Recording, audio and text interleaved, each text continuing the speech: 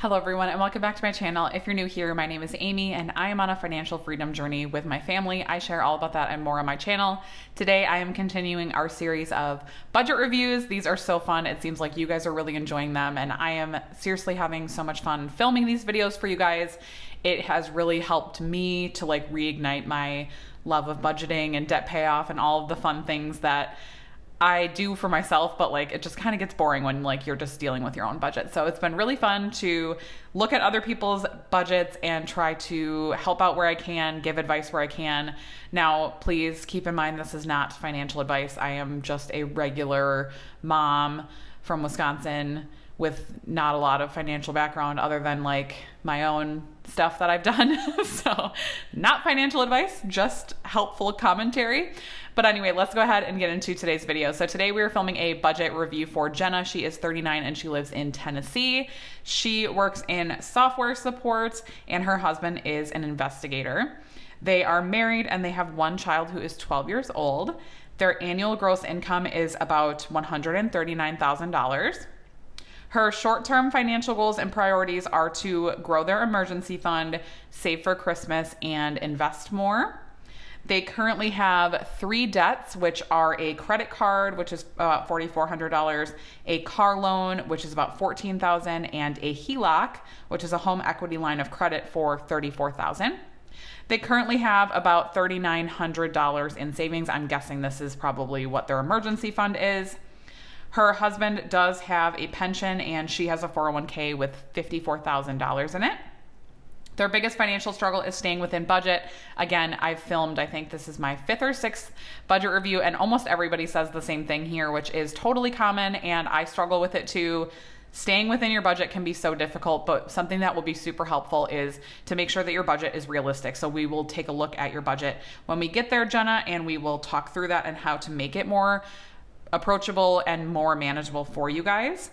And their long-term financial goals are to pay off their debt and to save for their child's college. So that is awesome. Let's go ahead and get into the debt payoff plan first. All right, so as we reviewed, Jenna has 3 debts currently. I have ordered them in the way in which I would tackle them personally, which I normally use the avalanche method.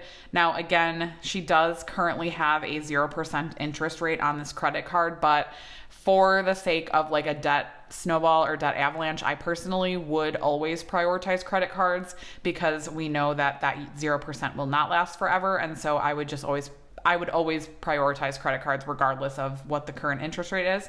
So it's kind of like an avalanche a little bit.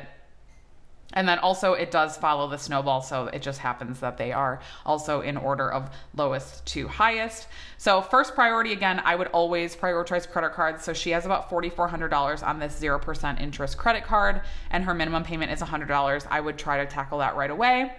Then the second debt they have is a car, which is $14,000 at 7%. Minimum payment is $405. Personally, I would definitely prioritize this as well because of the interest rate being 7%. That's relatively high. I would personally prioritize things for myself at least over 5%. I know some people don't necessarily agree with that or agree with investing earlier, but for myself, I would definitely tackle the credit card and the car relatively quickly. And then the HELOC, it does have a relatively low interest rate at 3.19 and it has a decently high balance of $34,000. I would say personally I would prioritize paying this off just because the more you can free up, in my opinion, in your monthly budget, the better. But we will kind of talk through that when we go through the budget and kind of see what we have room for and a plan moving forward. Another thing to keep in mind that I wanted to reference too is Jenna's age, and I'm guessing that her husband is around probably the same age or similar age. So at 39, I would maybe prioritize investing over paying that HELOC just because you do have less time to save for retirement at 39 than you would if you were, say, 19 or 20. So we'll talk through that as well in the budget, but just something to keep in mind for yourself when you're trying to prioritize things. Definitely something to consider would be your current age and also your tolerance for debt. There are some people that debt doesn't bother them, and I think in that case, maybe paying this HELOC off wouldn't make sense.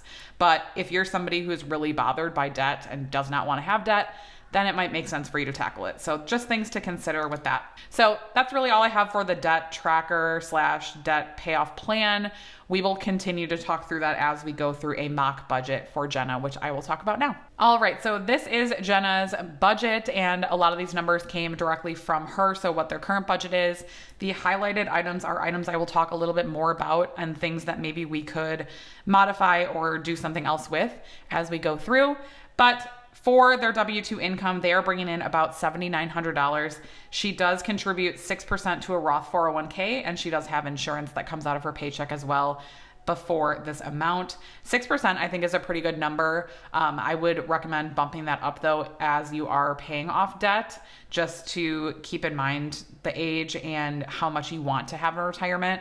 So I would definitely consider bumping that up as you kind of get like an emergency fund and your debt handled, something just to keep in mind. Let's go down to Jenna's fixed expenses. So the first fixed expense she has is her home, which is $1,270. Then she has life insurance at $50. Auto insurance at $240. This is one that I had highlighted because that does seem a little bit high for a monthly auto insurance payment. I would definitely, if you haven't lately, I would definitely recommend shopping around. A lot of times if you change carriers, you can reduce this.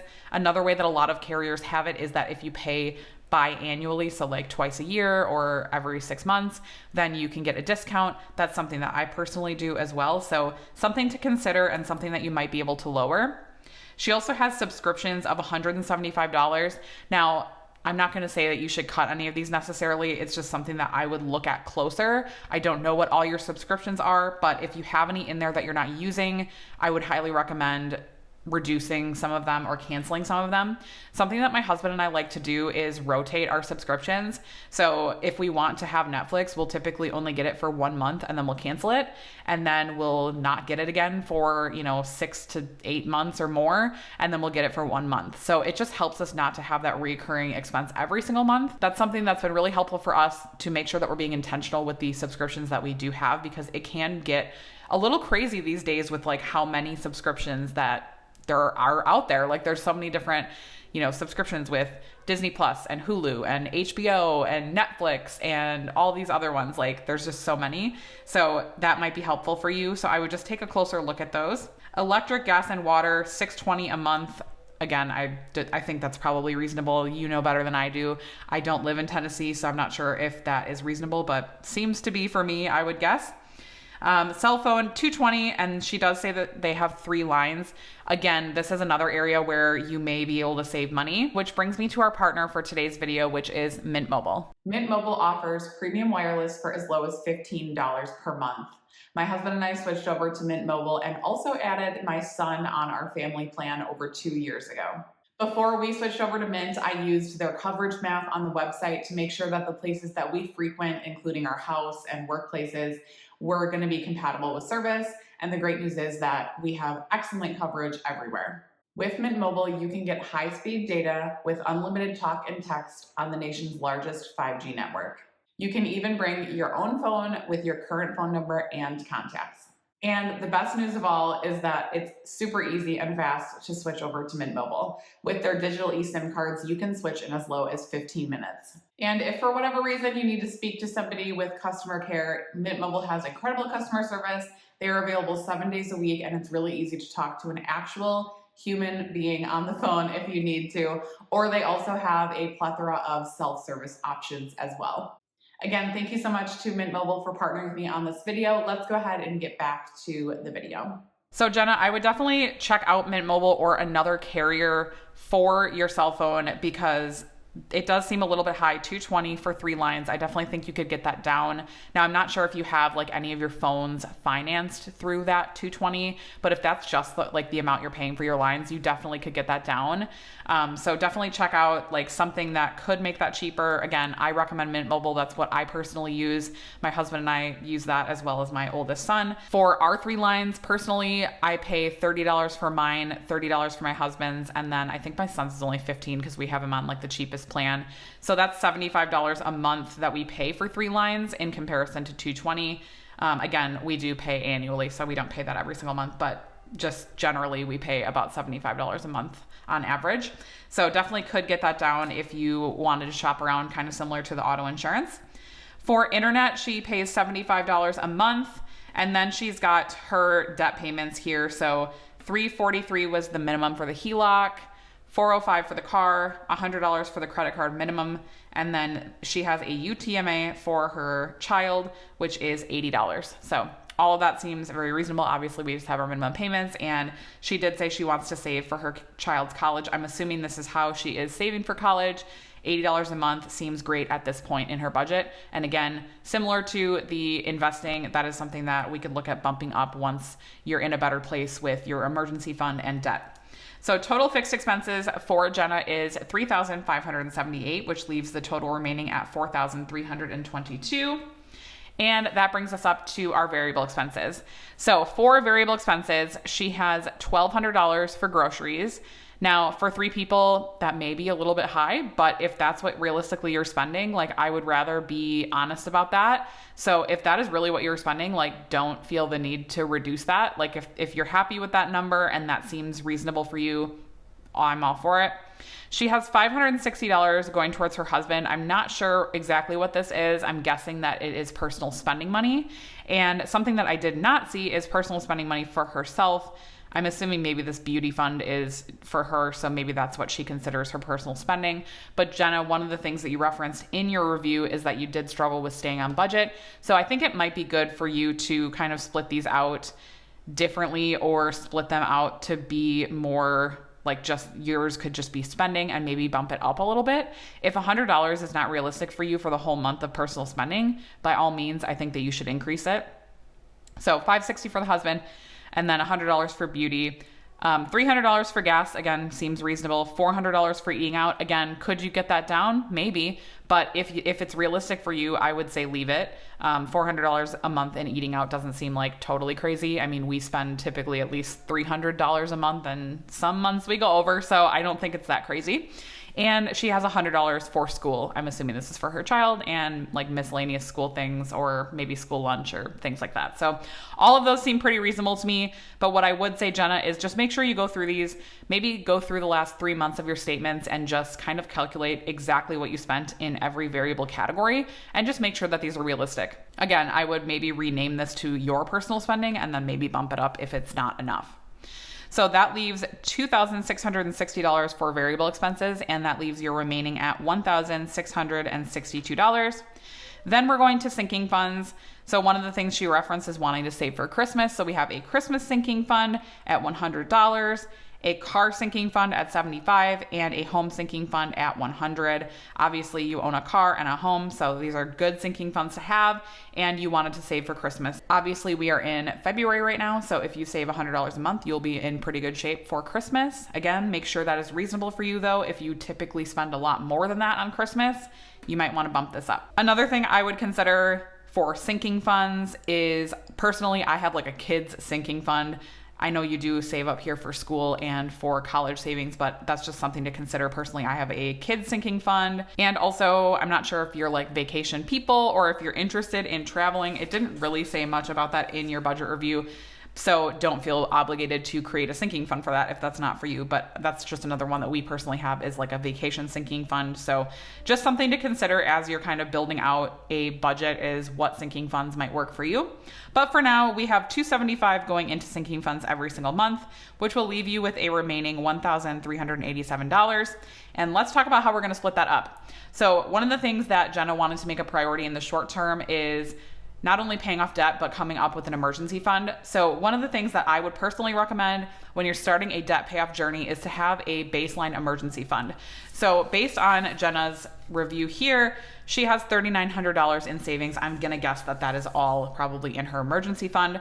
So what I would personally do with the $1,387, I kind of ran through her fixed expenses and like necessary expenses. I came up with approximately $4,900. This isn't perfect math, but just rounding up, that would be approximately 1 month of expenses. She currently has $3,900. So putting $1,000, that's going to complete your starter emergency fund this month. Okay, that's great. So then you will have almost $5,000 in savings. That's a good cushion for you to have while you are working on other things. Now, that is not going to be your fully funded emergency fund, but if a priority for you is paying off debt, which you wanted to do, I would personally leave the emergency fund at the $4,900 and work towards, at a minimum, paying off the credit card, and then kind of go from there. So what I would do is finish off that emergency fund, then put all the rest towards that credit card. So that would be almost $400 for this first month of a budget onto the credit card. That's in addition to the minimum payment of $100. So you will be able to knock out that pretty quickly. That's $4,400 on that credit card. That will be knocked out fast. Now keep in mind, you will not be saving up for this emergency fund next month. So that will leave you with approximately $1,400 to be going towards debt. That's a huge debt snowball. That is amazing. So you will be able to knock this credit card out in just a few months if you do that. Then what you can do, I would evaluate where you're at that point. Once the credit card's paid off, I would kind of evaluate where you're feeling, how you're feeling. If you're feeling like that emergency fund is just not cutting it for your family of 3, I totally get that. You could work towards, instead of working towards the car next, you could work towards fully funding your emergency fund. So 3 to 6 months, which would be, I'm horrible with math in my head. Don't judge me. Okay, $4,900. Let's go 6 months. So that would be about $29,000 for a 6-month emergency fund. So if that's what you want to do next, I think that's a totally reasonable step. Personally, what I would do is I would finish the credit card, I would finish the car, I would then do the emergency fund 6 months, then I would go to the HELOC and pay that off. So that's kind of the way that I would do it. And like I said, you have a pretty big shovel here. So as soon as we're able to pay off the credit card, that eliminates $100 over here for the minimum payment. So then that makes this $1,500. Once you pay off the credit card, that would give you $1,500 a month to be going towards either your car or your emergency fund, whatever plan you choose. And then you're going to knock that out relatively quickly. Then you're going to free up another $400 in your budget for the car. So as you can see, like, the more you're paying off the debt, the more you're reducing those monthly expenses, the faster you're going to become debt free and you're going to have your money to do what you want to do. Now, keep in mind, as we're kind of going through this process of credit card and then car, emergency fund, HELOC, etc., something I would keep in mind, once you kind of hit either your like emergency fund or start working on the HELOC, I personally would probably bump up your 401k slightly, even if it's only 1% to 2%. I would probably bump it up just to be investing a little bit more. You could also look at bumping up your UTMA. So that is my advice. I would love to hear comments in the comment section. What do you guys think? What would you personally do if you were in Jenna's situation? What would you prioritize first? I just wanted to give you a range of options, Jenna. But again, I personally would do credit card, car, emergency fund, fully funded emergency fund, HELOC, obviously before the credit card. We're going to finish the emergency fund that you have. But that's kind of the order of operations that I personally would do as somebody who doesn't really like to have debt around. But again, there's multiple ways that you could attack that I think would be great. And that's all I have for you today. Thank you guys so much for watching. Let me know in the comments down below. Again, what would you advise for Jenna? Remember to keep the comments positive, please. And also, if you would like a budget review done by me, I have the link to the form in the bio. Feel free to click on that link and fill it out, and you will be featured in a future review. Thank you guys so much for watching. I hope you enjoyed, and I will talk to you in the next video. Bye, guys.